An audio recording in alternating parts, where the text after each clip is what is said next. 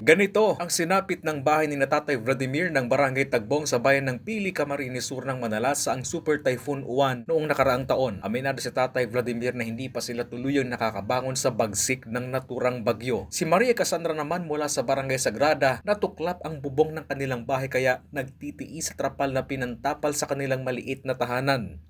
First time ko po kasi yun yung ganun kalakas. Hindi po, nakakatakot po kasi. Ano nangyari sa bahay niyo? Natanggal po yung bubong, yung yero namin po doon. Ay grabe po, gabangali po so arong ko.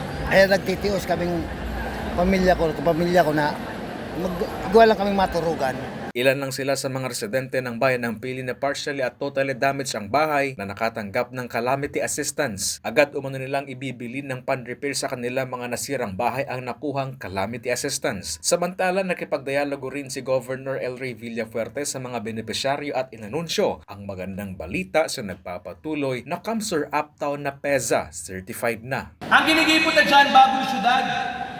Dakula, mahiwas ang entrada, may kapitolyo, magpapatugbo kita ng terminal, ng bus, ng jeep, ng padyak, ng tricycle, dagdagan na buhay. Magpapatayo tayo ng hospital dyan, magpapatayo tayo ng mga eskwelahan. Sa sunod na bulan, bistado na ni Mayor, pinabisto ko sa kanya, yung investor, may magpapagibo na ng mall. Chris Novello, CSN.